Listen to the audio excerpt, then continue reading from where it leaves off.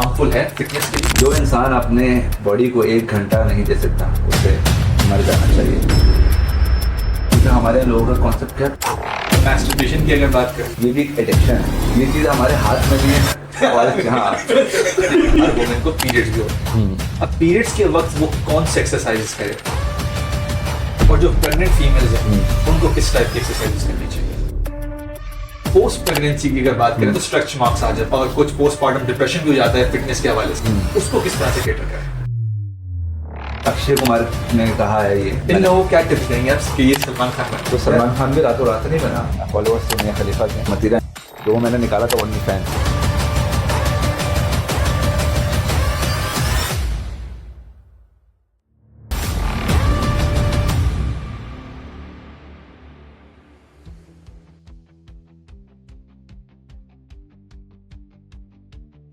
नाजरीन, आज हम बात करेंगे फिटनेस के हवाले से, चाहे औरतों की फिटनेस हो चाहे मेल की फिटनेस हो।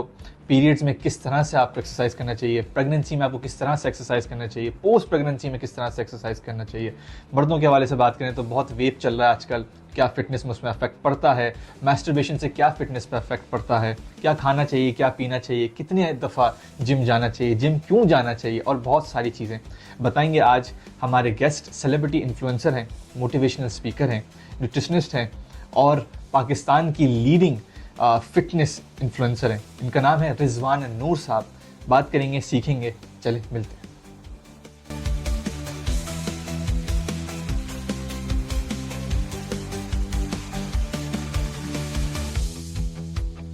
रिजवान भाई, शुरू से शुरू करते हैं अगर, तो इंसान को कब फिटनेस के लिए सीरियस होना चाहिए, कब जिम जाना चाहिए? वैसे तो उसूलन ये सवाल जो है ना, इंसान को अपने आप को शीशे में देख के करना चाहिए। ठीक है। जो आजकल इस वक्त पाकिस्तान में जो लोगों की हालत है, इंक्लूडिंग ऑल, लाइक मैं अगर अपनी भी बात करूं तो हमें हर रोज नहीं, अभी जो है मेरी हालत वो मैं बता रहा हूं। और क्योंकि हर कोई फिट है, लेकिन उससे ज़्यादा मजीद फिट होना है। जो बिल्कुल फिट नहीं है उसको और फिट होना है। तो उस सारी चीज़ों के लिए ख़ास तौर पे आपकी जो हेल्थ कंडीशंस हैं, ये हेल्थ कंडीशन ऐसी होती है जो कि आपको रिमाइंडर दे रही होती हैं। चलना फिरना, उठना बैठना, ज़िंदगी में ये सारी चीज़ें बेहतर करने। हम कभी भी ये फोकस नहीं करते कि जिम जाना है इसलिए कि कोई बॉडी बनानी है। तो अपने आप को अगर इन सारी चीज़ों के लिए बेहतर करना है कि आपकी जो बॉडी एज है वो आपकी जो अपनी एक्चुअल एज है उससे कम रहे, उसके लिए जो जिम ज्वाइन करना ही पड़ेगा ना। अगर नहीं करेंगे तो फिर भाई ये, क्योंकि हमारे यहाँ लोगों का कॉन्सेप्ट ये है कि सिर्फ बॉडी बनानी है जिम में जाके। भाई जिम जाके बॉडी नहीं बनानी होती है, और प्लस जिम जाना भी ज़रूरी नहीं है, उसके लिए ज़ीरो इन्वेस्टमेंट पे काम कर सकते हैं। लेकिन अच्छा। वो तो ज़ीरो इन्वेस्टमेंट है ना। आपको अगर हम कहते हैं ना, वॉक कर सकते हैं, वॉक किसी भी पार्क में कर सकते हैं। आपको विटामिन्स वगैरह, हम ये बोलते हैं कि विटामिन डी की कमी है, भाई आप जाएं सूरज में कुछ इस्तेमाल करें उसका सही। इसके अलावा बहुत सारी जो कि आपको नेचुरल चीज़ें, जो कि घर की बनी हुई चीज़ें हैं, उसमें सारी चीज़ें हैं, वो भी ज़ीरो इन्वेस्टमेंट है। हर चीज़ आपको घर में मिल जाएगी, वो भी नहीं गा रहे। तो बहुत सारी चीज़ें जो कि इंसान ने सिर्फ अपने आप को महंगा बनाया हुआ है कि मैं ये करूँगा, पैसे चाहिए इसके लिए। ऐसा कुछ नहीं है। स्टार्ट आप लें कुछ भी करके, फिजिकल एक्टिविटी करनी है उन सारी चीज़ों में, और बाकी कुछ भी नहीं है। किस एज से शुरू करना चाहिए? किस एज से? Age is just a number, age का कोई मसला नहीं है इसमें। इसमें अच्छी बात यह है कि ख़ास तौर पे हमारे एक बड़ी मिथ है कि जो बच्चे होते हैं उनको अगर जिम भेजते हैं तो उनकी हाइट रुक जाती है। ये सारी वो मिथ्स हैं, क्योंकि मैं 10 बार कह चुका हूँ भाई, बोन्स के ऊपर जितना प्रेशर पड़ता है उतनी वो प्रेशर पड़ने के बाद वो ग्रो करती हैं। लेकिन मसला ये है कि हमारे यहाँ वो जो पुराने कॉन्सेप्ट है ना कि नहीं इस एज में जिम नहीं जाना क्योंकि हाइट रुक जाएगी।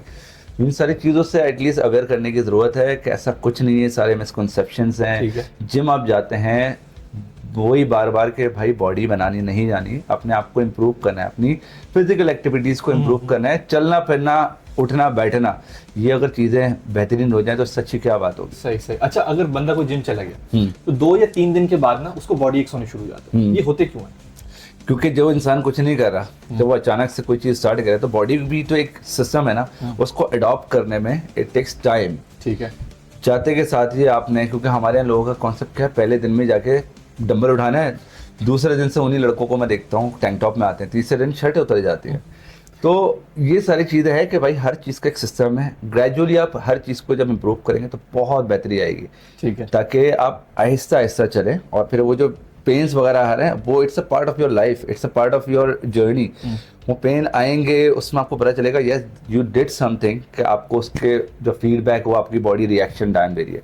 वो एक हफ्ते की होती है, एक हफ्ते के बाद वो खत्म हो जाता है। एक हफ्ते के अंदर जिम जाना चाहिए? बिल्कुल जाना चाहिए। कि लोग छोड़ देना है? नहीं, अक्सर लोग क्या करते हैं कि पहले दिन जिम जाते हैं, हाँ। दूसरे दिन बोलते हैं यार बहुत दर्द है, जबकि गारंटेड कि वो आप दूसरे दिन जिम जाएंगे, जब आप अपने मसल्स को दोबारा से एक्टिवेट करेंगे, जो आपका लैक्टिक एसिड बॉडी में पूरा आ चुका है, उसको रिलीज करने के लिए आपको मूवमेंट दोबारा करनी पड़ेगी। ठीक है। पहले दो सेट में शायद आपको मुश्किल होगी, तीसरे चौथे सेट में बिल्कुल पक्का आप बिल्कुल रिलीज हो जाएंगे। लेकिन घर पे बैठेंगे ये सोच के कि यार पेन बहुत आ रहा है, तो घर पे और ज्यादा होगा। ठीक है। अच्छा, घर पे कौन से ऐसे टॉप एक्सरसाइजेज हैं जो आपके अभ्यास से हैं कि घर पे बैठ के बंदा कर सके विदाउट एनी फैंसी इक्विपमेंट? हाँ, विदाउट एनी फैंसी इक्विपमेंट। ये मैं कितने सालों से, हम मॉर्निंग शोज वगैरह में जाते हैं, वहाँ पे हमसे सबसे ज़्यादा सवाल ये होता है कि ख़वातीन या वो मर्द हज़रात या वो बच्चे जो कि घर में एक्सरसाइज करना चाहते हैं, कोई इनके इक्विपमेंट नहीं चाहिए, कुछ नहीं। तो सबसे पहले वही चीज़ कि फंक्शनल ट्रेनिंग्स होती हैं, जिसमें हम कह सकते हैं कि आप कि उठना बैठना चलना फिरना ये सारी चीज़ें हैं। चेयर है आपके पास, चेयर पे भी अगर आप उठ के बैठते हैं ना तो ये स्क्वाट होती है। तो स्क्वाट एक ऐसी मूवमेंट है जो कि आप कभी भी कर सकते हैं, कहीं पे भी कर सकते हैं, उसके लिए कोई फैंसी इक्विपमेंट नहीं चाहिए। क्रंचेस वगैरह हो सकती हैं जो कि आप ज़मीन पे लेट के कर सकते हैं, कुछ नहीं आप अपने गद्दे पे लेट के कर सकते हैं। प्लैंक हो सकते हैं, इसके अलावा पुशअप्स हो सकती हैं। तो बहुत सारी चीज़ें हैं। ये सारी चीज़ें खास तौर पे होम कोर्स जो होते हैं, आपके घर के जो काम है वो भी अगर आप कर लें ना, उसमें बहुत सारी ऐसी जगहों पे जहाँ पे प्रॉपर आपके स्क्वाट्स हो रहे होते हैं, वो सारी चीज़ें शामिल है, लेकिन हम करते नहीं हैं। कितने टाइम के लिए करना चाहिए? मतलब 20 मिनट 30 मिनट तकरीबन मेरे हिसाब से जो इंसान, वैसे तो अक्षय कुमार ने कहा है, ये मैंने नहीं कहा, कि जो इंसान अपने बॉडी को 1 घंटा नहीं दे सकता उसे मर जाना चाहिए। अच्छा। यस, तो आप मर जाए, या फिर अगर आपको जिंदा रहना तो एटलीस्ट मैं कहता हूँ कि 30 मिनट्स अपने आप को दें। उस 30 मिनट्स में आप कुछ भी करें, फिजिकल एक्टिविटी करें, वॉक करें, कुछ हल्की फुल्की एक्सरसाइज करें, 5 से 10 मिनट की कुछ वार्म अप एक्सरसाइज करें, कुछ नहीं होता डांस करें, कमरा बंद करें, हेडफोन्स लगाएं, कुछ ना कुछ तो करें। क्योंकि जिम का एक स्टैंड पर है ना कि गेट योरसेल्फ मूव, ठीक है, तो वो मूवमेंट करनी है। अगर वो मूवमेंट नहीं करेंगे तो फिर आप कैसे फिट हो सकते हैं? तो मूवमेंट जो है ना सबसे ज़रूरी है कि आप उठ के चलना तो सीखो। फिर जैसे होता है ना बच्चों को चलने, आप हाथ पकड़ के सिखाते हैं चलना, फिर वो आहिस्ता आहिस्ता करके खुद ब खुद चलना सीखते हैं। तो वही चीज़ है कि आपको उस जर्नी में खुद चलना पड़ेगा, कोई आपको पुश नहीं करेगा। बीइंग एन इन्फ्लुएंसर हम लोग कोशिश ज़रूर करते हैं रोज़ाना इंस्टाग्राम पे, स्टोरीज पे, क्या लोगों को मोटिवेट करते हैं, लेकिन जो ढीठ लोग होते हैं वो तो फिर ढीठ है ना, वो उनको कुछ नहीं रहता। अच्छा, कंसिस्टेंसी को किस तरह से किया जाए? एक इंसान ऑब्वियसली 1 दिन जाता है, 2 दिन जाता है, जैसे आपने कहा, उसको तकलीफ हो जाती है, फिर वो बैठ जाता है। कंसिस्टेंसी मैं कहता हूँ कि जितने भी जिम वाले लोग हैं, 3 महीने जो इंसान जिम चला गया वो आता और जाता रहेगा, जिम उसकी लाइफ में एक पार्ट बन जाएगा, लेकिन वो बिल्कुल नहीं छोड़ेगा। और जो इंसान कंसिस्टेंसी के साथ 6 महीने, हफ्ते में 4 दिन या 3 दिन, 6 महीने अगर वो चला गया, उसको एक ऐसी एडिक्शन हो जाएगी जिम से कि वो कभी भी ज़िंदगी भर जिम नहीं छोड़ सकता। बिकॉज 6 महीने में एटलीस्ट आपका एक वो रिजल्ट सामने आता है जब आप अपने आप को फील करते हो कि yes this is something that I am get. Once you get result it becomes an addiction.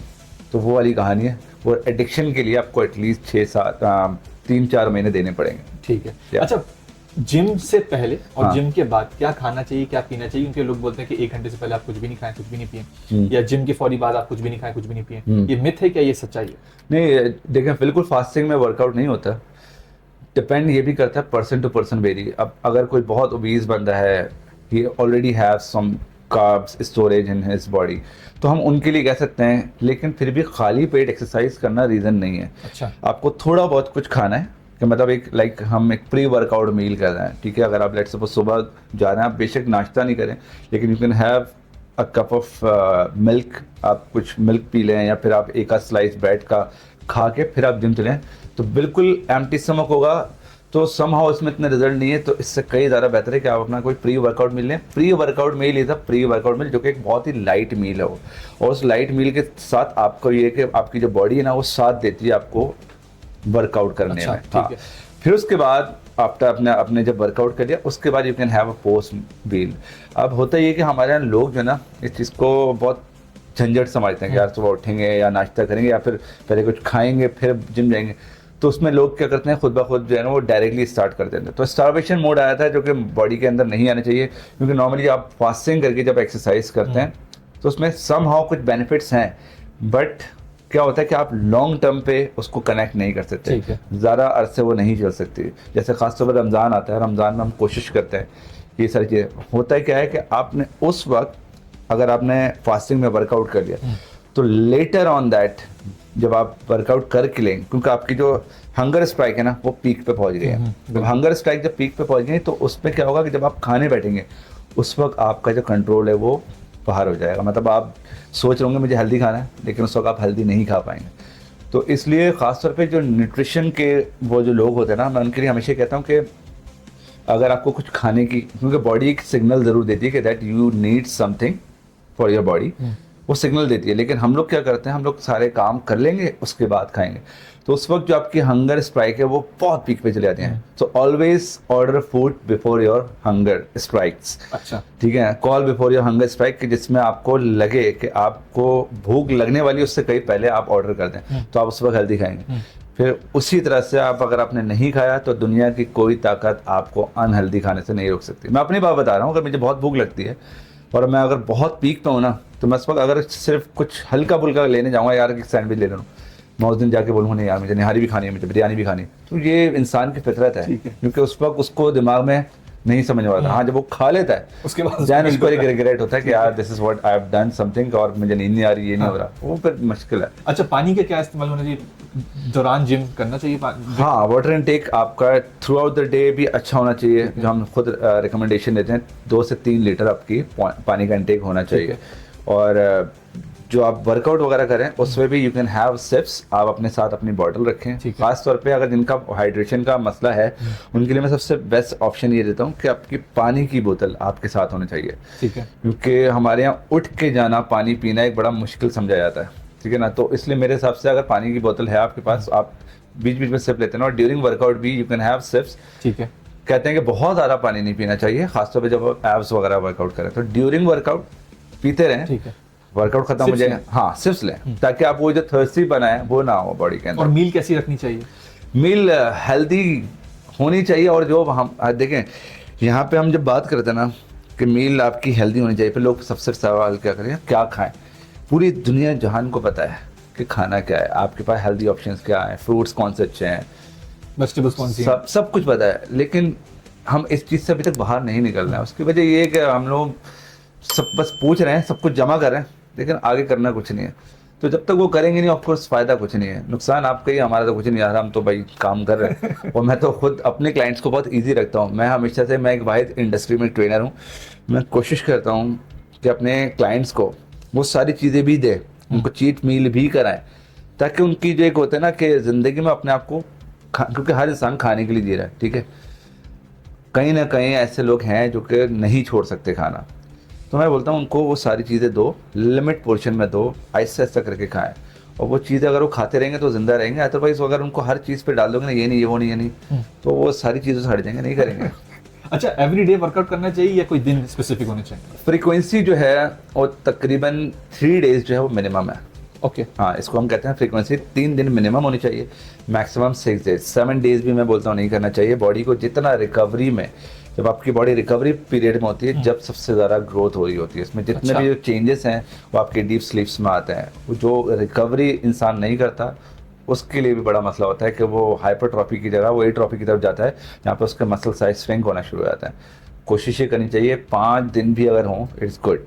यानी कि सोना भी बहुत ज़रूरी है? सोना बहुत ज़रूरी है। कितना? 6 से 8 घंटे की स्लीप जो है वो लाजमी है, खास तौर पे वो लोग जो कि एक्सरसाइज करते हैं। कम से कम 6 घंटे तो आपको लाजमी सोना है। अगर आपकी डीप स्लीप नहीं होगी तो आपकी जो कंप्लीट जो बॉडी का पूरा सिस्टम होता है, अब वो जब डीप स्लीप जब तक नहीं होगी ना, जब तक वो सारी ग्रोथ के चांसेस नहीं होंगे। तो sleep is the most important thing जो भी लोग एक्सरसाइज कर रहे हैं। अच्छा, जब आप खाने पीने की बात कर ही रहे हैं, तो सप्लीमेंट्स कौन से यूज़ करने चाहिए? प्रोटीन पाउडर यूज़ करना चाहिए कि नहीं करना चाहिए? इसके बारे में भी ज़रा बताएं। देखो, सप्लीमेंट्स आजकल बहुत महंगे हो गए, इतने महंगे हो गए कि हर बंदा अफोर्ड नहीं कर सकता। नॉर्मली हमें याद है यार 3-4 हज़ार रुपये का एक नॉर्मल डब्बा आया था जो कि हम आराम से महीने यूज़ करते थे। फिर उसके बाद 8,000 रुपये का। अब तकरीबन जो एक अच्छे सप्लीमेंट्स हैं वो 30-35 हज़ार रुपये के, इतने मुश्किल से अगर 4 LBS होगा तो वो 30-35 हज़ार रुपये के आ रहे हैं। तो आजकल सप्लीमेंट्स महंगे हो गए। अगर आप अफोर्ड नहीं कर सकते तो भाई घर की जो चीज़ें हैं, प्रोटीन आपको हर जगह, आपको घर में रोज़ाना खाने में भी मिल रहा है। अब उसको खाने का जो तरीका है वो आपको इख्तियार करना है। सप्लीमेंट्स की जहाँ तक बात है, सप्लीमेंट इज़ गुड बट एक एक्सटर्नल सोर्स है, ठीक है। मैं हमेशा से लेट सपोज मैं currently working with Jack nutrition, जिनके साथ मैं एज अ फ्यूल पार्टनर काम कर रहा हूँ। हर महीने का 40,000 रुपये का मुझे स्टैक फ्री है। मैंने मुश्किल से पिछले साल एक स्टैक लिया था, उसके बाद आज तक मैंने स्टैक नहीं लिया, क्योंकि उसके लिए ना आपको पूरा एक टाइम निकालना पड़ता है, आपको बनाना है। और जो सबसे बड़ा मसला है ना हमारे ज़िंदगी में, हमारे जो दोस्त होते हैं ना, ये सप्लीमेंट के डब्बा कोई देख ले तो छोड़ते नहीं है, क्योंकि वो आज तक जो एक स्कूप पे जो जी रहे हैं वो आज तक पता नहीं कितने स्कूप्स दूसरों से लेके पी चुके हैं। तो इसलिए मैं ये सप्लीमेंट का जो खास तौर पर डब्बा होता है ना, मैं अपने साथ नहीं रखता, क्योंकि मैं नहीं पीता, वो मेरे सारे दोस्त पी जाते हैं। तो लेकिन ये कि एक्सटर्नल चीज़ है, अगर आप वो अपनी नेचुरल रिसोर्स से पूरा कर सकते हैं, नेचुरल डाइट से पूरा कर सकते हैं, it's good to go. Otherwise you can go for the external things कि हाँ भाई आपको सप्लीमेंट्स चाहिए। अच्छे सप्लीमेंट की अगर आप बात करें तो बहुत सारे अच्छे ब्रांड्स हैं। डायमेटाइज इस वक्त आजकल काफ़ी अच्छा है, मसल टैक है, ऑप्टिमम न्यूट्रिशन है, और जैक न्यूट्रिशन के काफ़ी इस वक्त अच्छा काम कर रहे हैं। तो अच्छा है, लेकिन डिपेंड करता है कि आपको कितना आइसोलेशन लेनी है या आपको वाइटामिन तो ऐसे खुद से ना लें, ट्रेनर से पूछना ज़रूरी है। आप कोई अच्छे ट्रेनर से पूछें। एक और भी चीज़ है, उसमें हर किसी को डाइजेस्ट नहीं होता। कुछ लोग क्या होता है कि जल्दी बॉडी बनाने के चक्कर में दूध में डाल के उसको बड़ा कोई शेक वेक, केले, बादाम, पिस्ते डाल के पी रहे हैं, वो बॉडी के साथ डाइजेस्ट तो होना पहले। तो पहले मशवरा ये होता है कि पानी के साथ इस्तेमाल करें, एक गिलास पानी के अंदर बनाएं, उसमें सारी चीज़ें आ जाएंगी। फिर उसके बाद अगर आपको लगे तो आप थोड़ा बहुत दूध के साथ स्टार्ट करें, देन उसके बाद फिर आप प्रॉपर केले शेले आप बना के एक पूरी मील लें। पहले दिन अगर किसी ने सारी चीज़ें बना के ले ली ना, वो टाइफाइड हो जाएगा और कुछ नहीं हुआ, क्योंकि बॉडी के अंदर डाइजेस्ट होना एक बड़ा मसला है ना। क्योंकि बॉडी को नहीं पता कि अभी अचानक से आप इतनी हैवी मील दे रहे हो, तो हर किसी को डाइजेस्ट के लिए वही वाली चीज़ें कि ग्रेजुअली इसको इंक्रीज़ करना है। पहले आप अपना खाने से स्टार्ट करें, और ख़ासतौर पर वो लोग जो कि जिम जाना स्टार्ट करते हैं, सबसे पहले बोलते हैं डब्बा कब लेना, तो डब्बे से एक तो बाहर नहीं निकल रहे। डब्बा कहता हूँ ठीक है, हाँ डब्बा यूज़ करें, नॉट जो आजकल चल रहे हैं इंजेक्शंस के ऊपर ना जाए। इंजेक्शन जो है वो सबसे ज़्यादा ख़तरनाक है। मैं सबसे ज़्यादा जो अगेंस्ट हूँ वो स्टेरॉइड्स को। तो जितने भी ख़ासतौर पे जो बॉडी बिल्डर्स हैं वो मुझसे बड़े फंसते हैं। मैं बोलता हूँ भाई फंसे रहो, क्योंकि ना मेरा काम है ना मैं प्रमोट करता हूँ, प्लस हमारे पास वो लोग भी नहीं है जो कि सही गाइड करें। सो यस, तो सप्लीमेंट आप ले सकते हैं, अच्छी बात है, और अगर अच्छे ले रहे हैं तो उसमें ट्रेनर्स की रिकमेंडेशन ज़रूर है। ठीक है। अच्छा, आजकल ना यूथ वेपिंग बहुत कर रही है, सिगरेट्स बहुत पी रही है, बट वेपिंग बहुत ज़्यादा चल रहा है, तो क्या वेपिंग हार्मफुल है फिटनेस के लिए? यार सिगरेट को हमने कभी बोला है कि हेल्दी है? नहीं। तो सिगरेट का ऑल्टरनेटिव आ गया है, एक शशका भी है, खूबसूरत आजकल वेव्स आ रहे हैं, इम्प्रेस करने के लिए लोग वेव बैठ के पी रहे हैं। हाँ, डिफरेंट फ्लेवर्स, हमारे पीछे कैमरामैन पी रहे हैं। मेरे हिसाब से शशका है, और प्लस ये चीज़ एक ऐसी चीज़ है कि ये भी एक एडिक्शन है। मुझे किसी ने ऐसे ही गिफ्ट किया, और वो गिफ्ट किसने किया? वो मतीरा ने गिफ्ट किया था, और मैं अपने साथ जो है वो लेके लाहौर तक चला गया। और मुझे 2 दिन के अंदर ऐसी आदत हुई है कि मैं कुछ नहीं हो रहा ना, मैं निकाल के पी रहा हूँ, एक बॉडी को क्रेविंग हो रही है। मैं वापस आया हूँ लाहौर से 3 से 4 दिन में। मैंने वापस आके मैंने वो जो गिफ्ट था, मैंने बोला भाई मुझे नहीं चाहिए, मेरे पास होगा मैं पीता रहूँगा। और फिर मुझे इतनी क्रेविंग होनी, तो मैंने वो चीज़ 2 या 3 दिन के अंदर छोड़ी, वरना मैं एडिक्टेड हो गया था। तो यही एक वो सीन के देखिए, वो नुकसान तो है, कुछ भी कर लो, लॉन्ग टर्म चीज़ों में नुकसान है। और अगर आप इस चीज़ को ये बोलेंगे कि हेल्दी है, नहीं है, कहीं निकोटिन कम है, कहीं ज़्यादा है, कहीं फ्लेवर है, लेकिन आप अपने लंग्स को पूरा सक करो, उसके बाद आप रिलीफ करो, तो आप अपने लंग्स को स्पेशल कुछ काम दे रहे हो, क्योंकि आप करो, तो उससे कई ज़्यादा बेहतर है कि सुबह 7 बजे उठ के पार्क में जाके उस लंग्स को फ्रेश ऑक्सीजन दो, तो उससे आपकी ज़िंदगी सही हो जाएगी। ये आपके काम नहीं आएगा। सही। अच्छा, मैस्टरबेशन की अगर बात करें तो वो भी यूथ में बहुत चल रहा है। यार यूथ में ये चीज़ें तो हम रोक नहीं सकते ना, ये चीज़ हमारे हाथ में नहीं है, और हाँ हाथ में है हाथ में है, लेकिन उस चीज़ को हम रोक नहीं सकते, क्योंकि इस चीज़ से ऑफ कोर्स जितने भी सुनने वाले हैं सब इस दौर से गुजरे हैं। हम अब सबकी बात करें, सबकी, तो इस चीज़ का एक टाइम आता है, इस टाइम से सब गुजरते हैं, लेकिन उसके बाद थोड़ी सी अक्ल आती है कि दिस इज़ समथिंग कि जो आपको एक नेचुरल है ना, वो हमेशा नेचुरल है। अननेचुरल किसी भी प्रोसेस पे जाएंगे तो समहाउ उसका नुकसान आता है। ठीक है। तो मेरे हिसाब से इन चीज़ों से निकलना चाहिए। उस चीज़ से निकलने के लिए सबसे बेस्ट पॉलिसी है कि आप जिम ज्वाइन करें।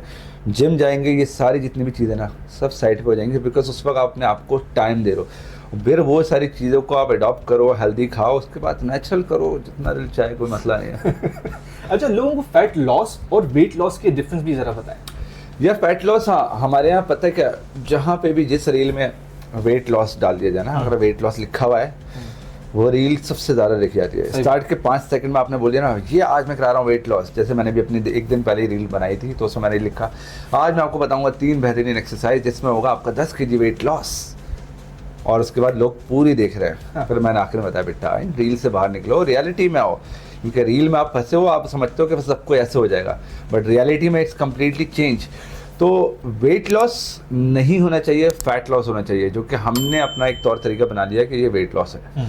वेट लॉस जब आप करते हैं, आपका मसल लॉस, आपका वाटर लॉस, आपका हर चीज़, फैट लॉस भी हो रहा है लेकिन उसमें आपकी ओवरऑल बॉडी की जितने भी चीज़ें हैं वो सब कम हो रही हैं, जिसमें नुकसान है ओवरऑल अगर देखा जाए तो एक हेल्दी नहीं है। ठीक है। तो फैट लॉस की जब हम बात करते हैं तो फैट लॉस में उसमें क्या होता है कि बीइंग अ पर्सनल ट्रेनर हम खुद गाइड करते हैं लोगों को, आपको अपना मसल मास को इम्प्रूव करना है, वाटर इनटेक आप अपना बढ़ाएंगे, जितना आपका वाटर इनटेक बढ़ेगा आपका मसल मास इंक्रीज होगा।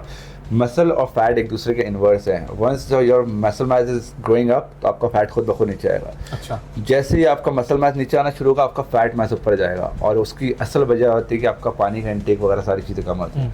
तो इसलिए इन डिजिट वैल्यूज़ को हम फोकस करते हैं, बीइंग एन अपीयरेंस कि आपका कितना वेट है कि नहीं। आप हमेशा अपने आप को BMI टेस्ट करवाएं, BMI टेस्ट हॉस्पिटल्स वगैरह में होता है, कुछ जिम्स में, ये सारी एक आपकी वो चीज़ें जिसमें आपको बॉडी कंपोजिशन पता चलती है। वेइंग मशीन पे आपको सिर्फ अपना वेट देखते हैं, अब उस वेट में जो है आप अगर वेट लॉस करें तो उसमें देखेंगे हाँ 4 kg कम होंगे, लेकिन 4 kg में हो सकता है आपका मसल भी लॉस हो। तो इसलिए कुछ अच्छे जिम्स में वो सारी चीज़ें हैं, नहीं तो हॉस्पिटल्स में वो आप हमेशा महीने में, मैं कहता हूँ एक बार कराएं। तो महीने में टेस्ट कराएं, महीने में एटलीस्ट एक बार कराएं। आपको ये तो पता है, महीने में नहीं भाई 6 महीने में करा लो, क्योंकि 1000-1500 रुपये का होता है। फिर लोग बोलेंगे यार महंगी चीज़ें बताता है, नहीं है भाई, 6 महीने में तो 1000 रुपये खर्च कर सकते हो। उससे ये होगा कि एटलीस्ट आपको ये पता चलेगा आपका इंप्रूवमेंट साइकिल किधर जा रहा है, आप अपना मसल मास इंप्रूव कर रहे हो नहीं। ख़वातीन अपने मेजरमेंट्स वगैरह सारी चीज़ों से पता कर लेती है, उनको पता चल जाता है, लेकिन फिर भी जो बॉडी कंपोजिशन है ना उसमें फ़र्क चाहिए, ठीक है, सिर्फ वेट में नहीं चाहिए। और ख़ास तौर पर वो लोग जो कि हर हफ्ते अपना वेट चेक करते हैं या हर रोज़ वेट चेक करते हैं, उनका वेट कभी भी लॉस नहीं होगा, क्योंकि आप हर रोज़ जब बॉडी को देख रहे हो कि हाँ भाई इतना ही वेट है, तो कभी भी आपको रिएक्शन, तो कम से कम 15 से 20 दिन का गैप देना चाहिए अगर आप किसी ट्रांसफॉर्मेशन जर्नी में। ठीक है, 15-20 दिन का गैप दें, उसके बाद जब आप चेंज करेंगे ना तो आपको एक फील अच्छा आएगा कि यार एटलीस्ट 1 kg भी हो रहा है ना, तो आपकी वो कंटिन्यूटी बन जाएगी। ठीक है। तो हर रोज़ वेट ना चेक करें, सुकून से रहें, फैट लॉस पे जाएं, और फैट लॉस पे जाने के लिए एक अच्छा ट्रेनर की ज़रूरत है। अच्छा ट्रेनर होगा, आपको गाइड करेगा कि किस तरह आपका न्यूट्रिशन चलेगा, किस तरह आपकी वर्कआउट चलेगी, क्योंकि मसल मास को इम्प्रूव करने के लिए स्ट्रेंथ ट्रेनिंग करनी पड़ेगी। अगर जो लोग स्ट्रेंथ ट्रेनिंग नहीं कर रहे वो अपना ओवरऑल वेट लॉस कर देते हैं, लेकिन फिर इन दी एंड जब आप कुछ कपड़े पहने आपको अच्छे नहीं लगता, आप बिल्कुल लगते हैं कि यार ख़त्म हो गए, वो ख़त्म वाला सीन नहीं चाहिए, क्योंकि वर्कआउट करने के बाद हमेशा एक ग्लो आता है, आपकी एक बॉडी के अंदर एक अलग ब्यूटी आती है, उस चीज़ के ऊपर काम करें तो ज़्यादा बेहतर है। ठीक है। अच्छा, अगर कुछ फीमेल्स के बारे में बात करें तो फीमेल्स को 20 मिनट्स मिल रहे हैं अगर, तो वो क्या एक्सरसाइजेस करें घर के अंदर? यार 20 मिनट्स वैसे आजकल मिलते नहीं है किसी को, तो बात कोशिश करें अगर वो, अभी मैं बोलूँ ना, अगर ये रील्स देखने बैठ जाए तो आपको 1 घंटा पता भी नहीं चलेगा, आपकी रील्स देखते हुए गुजर जाएगा। सही बात। तो 20 मिनट्स हमने अपने लिए एक्सक्यूज़ दिए कि मेरे पास 20 मिनट नहीं है, तो पहली बात तो ऐसे लोगों को मैं बोलता हूँ कि भाई छोड़ दें, आपकी बस की बात नहीं है, आप नहीं कर सकते, सीधा सीधा बोल दो ना मुँह पे, ताकि शर्म आए, जलील हो, पता चलेगा हाँ यार नहीं कर सकते। तो उसमें ब्लेंड है भाई, सीखे यही है, लेकिन चलो 20 मिनट भी मिले ना, then you can do something. आप हेडफोन्स लगाएं, दरवाज़ा बंद करें और कोई भी डांस एक्टिविटी, ज़ुम्बा करें, कुछ हल्की बुल्की एक्सरसाइज करें। कुछ नहीं है ना तो मैं 20 मिनट के लिए सिंपल वर्कआउट बता देता हूँ कि 20 मिनट आप टाइमर लगाएं, उस 20 मिनट्स के अंदर आप जितनी मैक्सिमम एक्सरसाइज होती है, jumping jacks, mountain climber, burpees, crunches, lunges, squat jumps, इस तरह की बहुत चीज़ें हर जगह मिल जाएंगी। इसके लिए भी ये नहीं है कि ये हमें नहीं पता, सब कुछ पता है बेटा, आप करने वाले बनो। तो 20 मिनट्स अगर वो भी कर लें, ठीक है, उस 20 मिनट्स में एक हाई इंटरवल ट्रेनिंग करें, हाई इंटेंसिटी, ताकि उस 20 मिनट्स का आपको फ़ायदा हो। उसके बाद थोड़ा सा हेल्दी खाएं, कैलोरी डेफिसिट पे होंगे तो वेट लॉस होगा। वो 20 मिनट के बाद अगर आपने कुछ अच्छा कुछ खा लिया दबा के, तो वो 20 मिनट आपने ज़ाया किए, उससे बेहतर है कि आप उस 20 मिनट में रील्स देख लेते हैं। ठीक ठीक।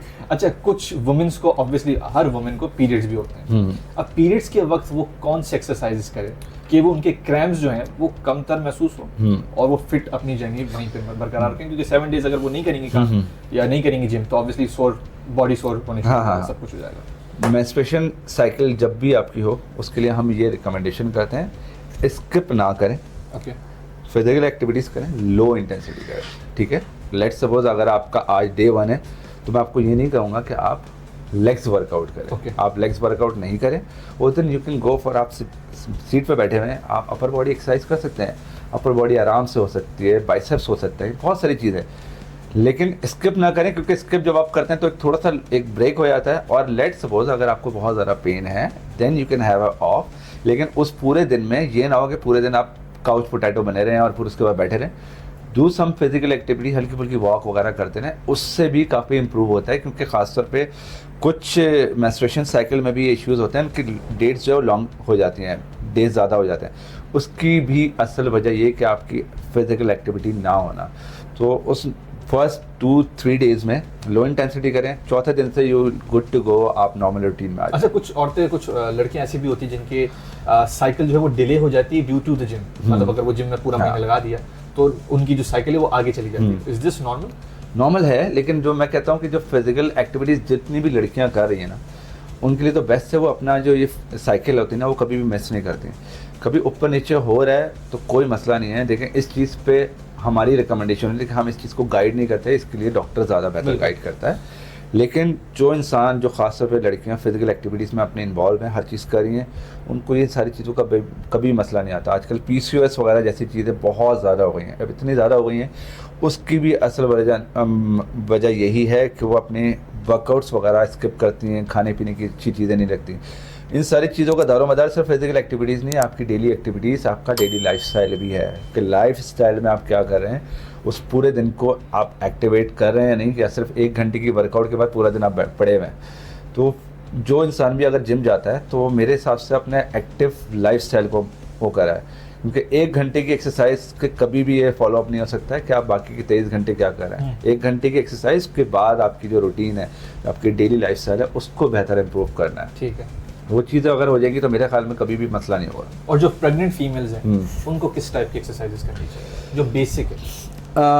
ये हमारे पाकिस्तान में एक सबसे बड़ा मसला है कि ख़ास तौर पे प्लान करते वक्त, जब आप प्लान करोगे ना उस वक्त से एक्सरसाइज छोड़ देते हैं कि अभी आप प्लान करें, उसके बाद आज लेट्स सपोज न्यूज़ मिली कि आज माशाल्लाह से कुछ है, उसके बाद तो वो और ज़्यादा एक टेंशन, वो जो 9 महीने वो अलग छोड़ती हैं। उसके बाद डिलीवरी होने के बाद डॉक्टर्स की रिकमेंडेशन होती है भाई 2 से 3 महीने, वो 2-3 महीने की होती है, उसके बाद भी वो 6-7 महीने ले लेती हैं। तो कम से कम जो हमारे यहाँ ख़वातीन है ना वो 1.5 साल ज़ाया करती हैं सिर्फ और सिर्फ इसलिए कि भाई बच्चा होने वाला है। उस बच्चे को भी अगर आपको हेल्दी करना है ना, हेल्दी बेबी चाहिए, उसके लिए आपको एक्टिविटीज़ करनी पड़ेगी। 6 महीने तक, जब आप मीन्स यू आर प्रेगनेंट, 6 महीने तक आप एक्सरसाइज कर सकते हैं। ठीक है, आप अगर इंटरनेट पे, इंस्टाग्राम पे आप सारी चीज़ें देखते होंगे, ख़वातीन माशाल्लाह से जो हमारे बाहर की हैं वो 6-7 महीने तक प्रॉपर वर्कआउट करती हैं। अभी रिसेंटली एक क्रॉसफिट एक एथलीट हैं जिन्होंने क्रॉसफिट का चैलेंज, जो पता नहीं कितना हाई इंटेंसिटी होता है, 4 महीने के बेबी के साथ उन्होंने पूरा वर्कआउट किया, वो जीती। उसके 5-6 महीने बाद उनका जो भी बेबी हुआ वो एक हेल्दी बेबी हुआ, कुछ मसला नहीं हुआ। तो ये सिर्फ आपने अपने अंदर बनाया हुआ है कि क्योंकि ख़ासतौर पर हमारे पाकिस्तान में क्या होता है ना कि मतलब जो हमारे जो पुराने जो लोग हैं उन्होंने घर बैठ जाओ, हाँ घर बैठ जाओ, ये नहीं खाना वो नहीं खाना। अब उसको क्या होता है कि हमारे ख़वातीन के साथ बड़ा गलत सलूक किया जाता है, उनको इतना खिलाया जाता है कि जो अपने वेट से होती हैं वो उससे डबल टिबल हो जाती है, इतना आगे चली जाती है कि उनको जो बेबी के बाद ना वो अपनी एक डिप्रेशन साइकिल में चले जाती है कि यार अब मैं वापस कैसे आऊँ। तो इस चीज़ के ऊपर बहुत फोकस होना चाहिए कि 6 महीने तक मैं कहता हूँ कुछ नहीं ना, वॉक कंटिन्यू रखें, एक्सरसाइज में अगर आपको करनी, हाँ मूवमेंट अपनी रखें, अपर बॉडी एक्सरसाइज। मैं बैठा हूँ, आप बैठ के सारी चीज़ें कर सकते हैं। सिर्फ और सिर्फ आपकी जो एब्स एक्सरसाइज होती हैं जहाँ पे आपको पेट के ऊपर, आपको खुद पता है कि स्क्वाट करते वक्त या फिर पेट की एक्सरसाइज करते वक्त प्रेशर पड़ता है, उन एक्सरसाइज को छोड़ के 6 महीने तक कुछ भी कर सकते हैं। कुछ नहीं ना तो हर रोज़ 30 मिनट्स की वॉक करें, आपका बेबी हेल्दी होगा, बहुत अच्छा होगा, एक्टिव होगा, टेंशन नहीं लें।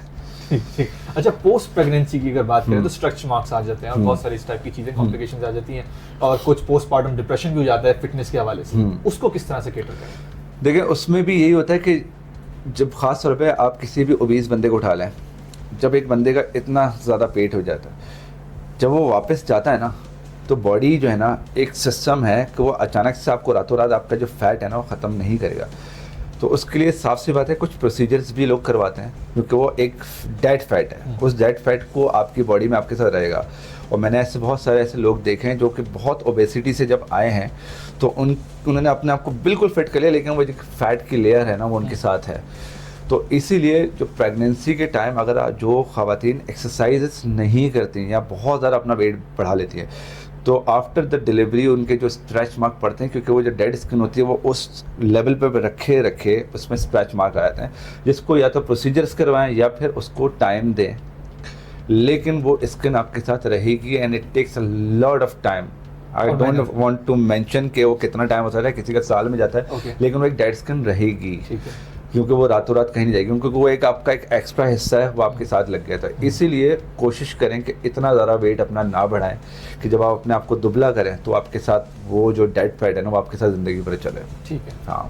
अच्छा, जाते जाते इस बंदे को, ये उमर खान है प्रोड्यूसर हमारा, इस बंदे को बनना है सलमान खान, और इस जैसे बहुत सारे लोग हैं जिनको बनना है सलमान खान, बट कुछ करना नहीं है, तो इन लोगों को क्या टिप्स देंगे आप कि ये सलमान खान बने? यार देखो, सलमान खान बनना आजकल बहुत आसान है, मसला तो ये है, आप वो क्या होता है, वो कोई ब्रेसलेट हो जाए, चेन उस पर पहने, उसके अंदर ब्लू कलर का एक पत्थर लगाए, तो आधे लोग तो सलमान खान ऐसे बन गए कि भाई इस तरह का है।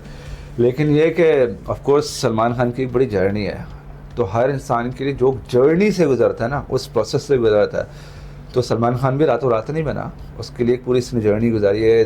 जब वो आया था अपने इंडस्ट्री में तो वो कहाँ से आया था, किस तरह का था, बिल्कुल दुबला पतला सा इंसान था, एंड देन उसके बाद उसने अपने पर काम किया, फिजिकल एक्टिविटीज़ पे इन्वॉल्व हुआ, और एक वाहिद बंदा जो कि बॉलीवुड में बॉडी लेकर आने वाला वो एक इंसान, तो ऑफ कोर्स उसकी एक फ़ैन फॉलोइंग है। उस तरह बनना है तो उस जर्नी से गुजरो, और उसके जैसी बॉडी बनानी है तो उसके लिए भी एक पूरा प्रोसेस है। ये नहीं है कि आज स्टेरॉइड लगाओ 3 महीने बाद आप सलमान खान बन जाओ, वो भी नहीं है। प्रॉपर प्रोसेस से बनोगे तो सलमान खान के भी बाप बन जाओगे यार, टेंशन की बात है। दुनिया में सबसे कीमती चीज़ होता है वक्त, वो आपने हमें दिया रज़वान भाई, आपने अपने क्लाइंट्स को दिया, और आप बेताशा जो है ये जिस तरह से ये आपने कोर्सेज का मुझे बताया था लेवल 1 लेवल 2, इस तरह से आप कर रहे होते हैं, इंस्टाग्राम पे आप पोस्ट कर रहे होते हैं, आप रील्स बना रहे होते हैं, आप यूट्यूब पे वीडियोस बना रहे होते हैं, अब तो आप पॉडकास्ट भी कर रहे हैं, वो भी फिटनेस का, पाकिस्तान का सबसे पहला, सबसे वाहिद फिटनेस का पॉडकास्ट। बिल्कुल, मैं सिर्फ स्पेशली मेरा वो जो पॉडकास्ट है उसका मैंने नाम रखा हुआ ओनली फिटनेस, जो मैंने निकाला था ओनली फैंस से। तो मैंने बोला ओनली फैंस जो वो आपको जो सब्सक्रिप्शन पे मिलता है, तो मैंने बोला ओनली फिटनेस निकालता हूँ, फ्री है, शो आओ। तो इसलिए मेरा वो नाम बड़ा मुझे कैची लगा, मैंने बोला यार मैं ओनली फिटनेस निकालूंगा क्योंकि पाकिस्तान में ओनली फैंस नहीं चल रहा।